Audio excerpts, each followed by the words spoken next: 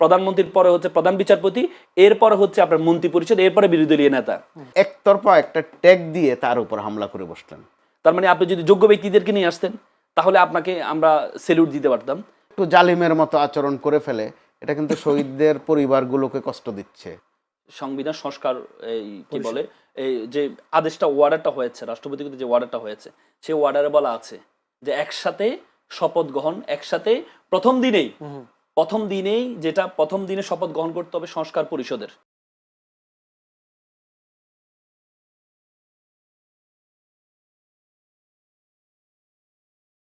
সেখানে বলা হচ্ছে যে এখানে যারা নির্বাচিত হবে তারা প্রথম 3 মাস তাদের কার্যক্রম হবে কনস্টিটিউটিভ অ্যাসেম্বলি, সংবিধান প্রণয়ন, এই কি বলে এই গণপরিষদ হবে, তাদের কাজ হবে সংবিধান প্রণয়ন করা।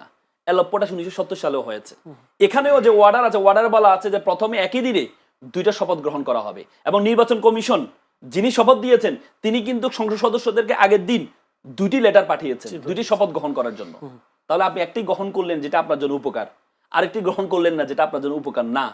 আপনি 50% ভোট পেয়ে যেটা গ্রহণ করলেন, 69% জনগণ যে দেশটা কিভাবে চলবে সেটাকে ভোট দিয়েছে, সেটাকে আপনি উপেক্ষা করলেন। তাহলে আপনি আপনার মতো করে দেশ চালাবেন? আপনি যদি আপনার মতো করে দেশ চালান, তাহলে শেখ হাসিনা তো নিজের মতো করে দেশ চালাতে চাইছিল, টিকতে পারছে?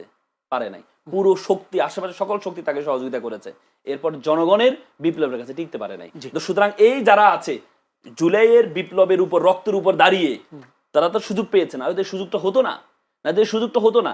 যারা দাঁড়িয়ে আছে তাদেরকে দায়িত্বটা নিতে হবে। জুলাইয়ের সাথে যদি আমরা গাদ্দারি করি তাহলে এই বিপ্লব আমাদেরকে খেয়ে ফেলবে। এই মুহূর্তে ছিল যে দেশ কিভাবে সামনে এগোবে, কিভাবে ব্যবসা বাণিজ্য, আমাদের বিনিয়োগ বাড়বে, কিভাবে দেশ স্থিতিশীল হবে, আইন শৃঙ্খলা পরিস্থিতি কিভাবে আমরা ওভারকাম করব, সংসদটা কিভাবে প্রাণবন্ত করা যাবে, সরকার কোথাও ভুল করছে কিনা আমরা সেগুলো ধরবো, সরকারের সমালোচনা করব, বিরোধী দল ভুল করলে সেটারও সমালোচনা করব। ওই একটা প্রেক্ষিত কিন্তু বাংলাদেশে তৈরি হয়েছিল। দেখেন আমরা এগুলোর ধারে কাছেও নাই। আমাদের সামনে নিত্য নতুন নানান উপাদান এমনভাবে ছেড়ে দেয়া হচ্ছে, এতে করে মানুষ কিন্তু কম বেশি বিভ্রান্ত হচ্ছে। আর মনে রাখা উচিত দুটা পক্ষেরই রক্তের উপর দাঁড়িয়ে কিন্তু এই পরিস্থিতিতে আমরা এসেছি। এরই মধ্যে নানান হুঙ্কার দেয়া হচ্ছে, হুঁশিয়ারি দেয়া হচ্ছে, প্রয়োজনে আরও রক্ত দেব। এগুলো সাহিত্যের ভাষা, কবিতার ভাষা বা রাজপথের ভাষা। এগুলো মানুষের কিন্তু কলিজা ছিঁড়ে যায় এসব কথা শুনলে। কারণ আপনি তো রক্ত দেন নাই ভাই, আপনি বারবার রক্তের কথা বলেন কেন? যারা রক্ত দিয়েছে, যে পরিবারগুলো এখনো হাহাকার করে, ওই পরিবারগুলোর ধারে কাছে একবার গিয়ে দেখেন। যারা স্বজন হারিয়েছে তাদের বেদনাটা একটু উপলব্ধি করার চেষ্টা করেন। কারণ আপনারা বারবার রক্ত দিবেন বলে আপনার সন্তানকে কিন্তু পাঠাচ্ছেন না রাস্তায়, পাঠাচ্ছেন রহিম জলিলের বাচ্চাদেরকে, নিজেদেরটাকে কিন্তু খুব সুন্দর মতো ইনট্যাক্ট রাখছেন, তো বারবার আবার রক্তের দাওয়াত দিচ্ছেন। এখন রক্তের দাওয়াত আর নয়, প্লিজ দেশ গঠনের চেষ্টা করেন। একটা মোটামুটি লেভেল প্লেইংয়ে কিন্তু আমরা এখন আছি। কারণ আমরা সাদা চোখে যেটা দেখি, বিএনপি বিশাল বিজয় অর্জন করেছে। জামাতে ইসলাম যে অভিযোগ করছে, তাদের অভিযোগ যদি সঠিকও হয়, তাতেও তারা বিরোধী দল। কয়েকটা আসন নিয়ে তারা যে অভিযোগ করেছে, তাহলে এখন সামনের দিকে এগোবার পালা। এমনকি এটাও তো হতে পারে যে কয়েকটা আসন নিয়ে তাদের আপত্তি আছে, এগুলো ভোট আবার গণনাও হতে পারে। তাহলে সরকারটাকে ফাংশন করতে দেন। যেখানে বিএনপি বড় দল এবং মজলুম, জামাতে ইসলামও মজলুম, তো এই দুই মজলুম যখন আবার পেছনের দিকে যায়, অর্থাৎ নিজেরাও একটু একটু জালিমের মতো আচরণ করে ফেলে, এটা কিন্তু শহীদদের পরিবারগুলোকে কষ্ট দিচ্ছে। যারা হাসপাতালে কাতরাচ্ছেন, এখনো কিন্তু শত শত আছে বিভিন্ন হাসপাতালে পঙ্গু হয়ে আছে, তারা কিন্তু বড় কষ্ট পায়। নির্বাচন, তাদের প্রশ্ন ছিল যে নির্বাচন জরুরি কিনা, কিন্তু আমরা যারা পেশাজীবী মানুষ তারা মনে করি একটা নির্বাচন দরকার ছিল, খুব জরুরি ছিল। নির্বাচনটা যথেষ্ট সুন্দর হয়েছে, প্রশ্ন আছে কিন্তু সুন্দর হয়েছে তুলনামূলক। এর মধ্যে কয়েকটা ভালো ভালো কাজও আমরা দেখছি।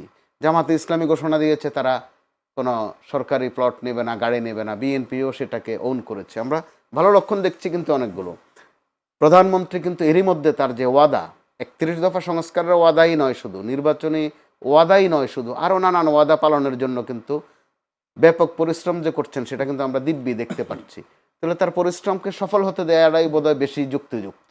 তা না করে আমরা পেছনের আলাপকে যেভাবে আস্তে আস্তে করে টানছি সামনে, কোনটা বৈধ, কোনটা অবৈধ, কোনটা সাংবিধানিক, কোনটা অসাংবিধানিক, যথার্থ বলেছেন অ্যাডভোকেট রাসেল যে দুদিন পরে কে যে বলে আসবে, এই স্রোত যদি চলতে থাকে যে সব বাদ দেন, শেখ হাসিনা এই প্রধানমন্ত্রী সাংবিধানিকভাবে।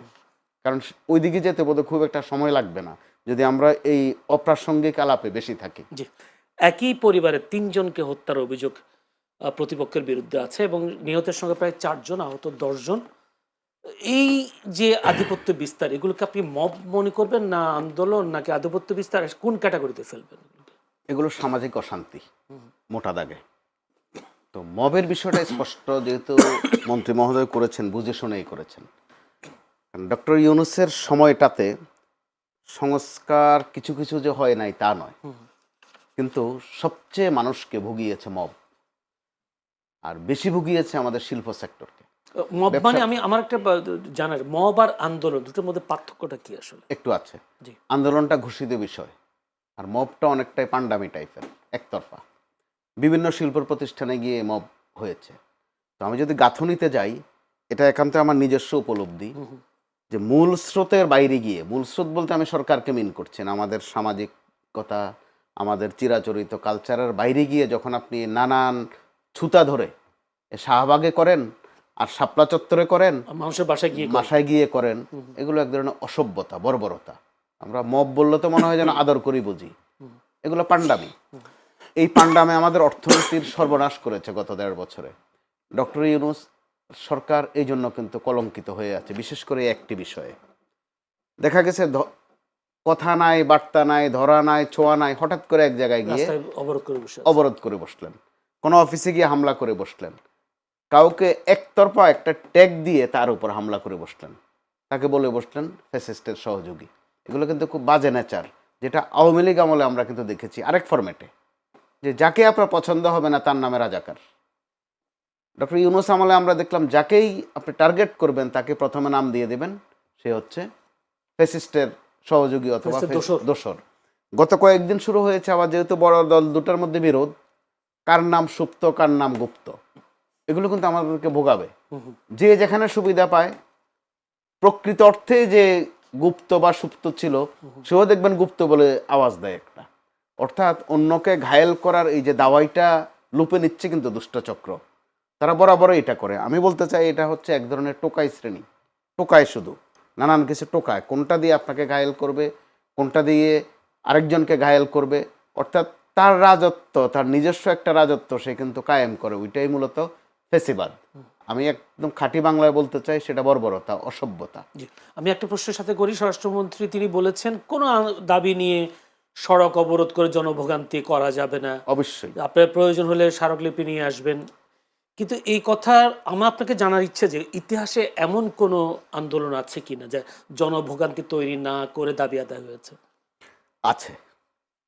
আপনি যদি শুধু একটা, আমরা এখন যে পরিস্থিতিতে আছি, যারা সচেতন, একটি মানুষও আপনি পাবেন না যে রাস্তা বন্ধ করে ওখানে একটা নিউসেন্স ক্রিয়েট করা পছন্দ করে, কেউ পছন্দ করে না। এগুলো অনেক হয়েছে, কারণ সময়ের ব্যবধানে। শেখ হাসিনার বিদায়টা অবশ্যই সেটা দিয়ে আমরা তো হতে পারতো যে একটা ফুল স্টপ পড়েছে, হতে পারতো তো যে অনেক হয়েছে। আপনি খোঁজ নিলে জানতে পারবেন 71-এর পর, 71-এ বা এর পরবর্তীতে খুব জনপ্রিয় স্লোগান ছিল জালো জালো আগুন জালো। একটা পর্যায়ে জালো জালো শব্দটা শুনতেও মানুষ বিরক্ত হয়েছে। আপনার মনে আছে, এই ক্ষেত্রে বিএনপি কিন্তু পায়োনিয়ার। বিএনপি নিজের ওটা স্মরণ করতে হবে। বেগম খালেদা জিয়াকে যেদিন কারাগারে নেওয়া হয়, আপনার মনে থাকার কথা, তিনি হেঁটে হেঁটে কারাগারে গিয়েছিলেন, দৃষ্টান্ত তৈরি করেছিলেন। ইচ্ছা করলে বিএনপি ওই দিন সারা দেশে অরাজকতা তৈরি করতে পারত। এর উপর বিএনপির উপর আরও বিভিন্ন সময় যে হামলাগুলো হয়েছে, বিএনপি ইচ্ছা করলে আপনি খেয়াল করেছেন আস্তে আস্তে করে হরতাল, অবরোধ এসব থেকে সরে গেছে। ছোট্ট ছোট্ট বিবৃতি দিয়েও কিন্তু অনেক ইফেক্টিভ আন্দোলন করেছে।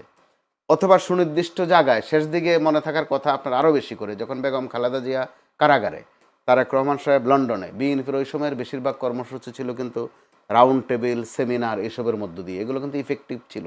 এমনকি 31 দফা যে সংস্কার প্রস্তাব, সেটাও হয়েছিল কিন্তু অত্যন্ত পরিশীলিতভাবে। এগুলো কিন্তু অত্যন্ত ইফেক্টিভ, মানুষ এখনও লুপে নিয়েছে, এখনও আলোচনা এগুলো আছে। সর্বশেষ তারেক রহমান সাহেবের যে নির্বাচনী প্রচারগুলো দেখেছেন, যথাসাধ্য চেষ্টা করা হয়েছে জনভোগান্তি যেন কম হয়। জামাতের আমির যেগুলো করেছেন, এগুলোর মধ্যে আমরা দেখেছি ভোগান্তি যেন কম হয়। একটা উৎসব আমেজ, নির্বাচনের নতুন একটা পদক্ষেপ আর কি। অবশ্যই কালচার বদল। এরপরে সর্বশেষ এখন যেটা হচ্ছে, তারেক রহমান সাহেব খেয়াল করে দেখুন, ওনার যাতায়াতের পথে যত শর্টকাটে যাওয়া যায় ঠিক সেটাই তিনি কিন্তু করছেন। খুব একটা গাড়ি প্রটোকলের বহরও কমিয়েছেন। কমিয়েছেন। এগুলো তো ভালো লক্ষণ। তো লক্ষণ যখন ভালো হয় তখন এই মব সহ এই ধরনের খুচরা পান্ডামি অবশ্যই একটা ফুল স্টপে যাবে। আমরা ওই আশাবাদী কিন্তু হতে পারি। জি, ধন্যবাদ। কারণ একটা সময় আমি রসিকতা করে বলি, ডক্টর ইউনূসের সময় তিনি, আমরা বরাবরই দেখি যে অন্তর্বর্তী সরকার বা তত্ত্বাবধায়ক সরকার অথবা 111 টাইপের সরকার, যে তারা একটু সাহসী হয় এবং একটু কড়া হয়। ডক্টর ইউনূসের সময় 1.5 বছর আমরা দেখেছি ওখানে কিন্তু কড়াকড়ি ছিল না। মন চেয়েছে তো আপনি চলে গেছেন যমুনার সামনে, ওখানে গিয়ে নাচলেন, রাতভর থাকলেন, আজে বাজে স্লোগান দিলেন। তো ঠিক আছে, উনি ওনার বৈশিষ্ট্য মতো করেছেন, বহুত হয়েছে।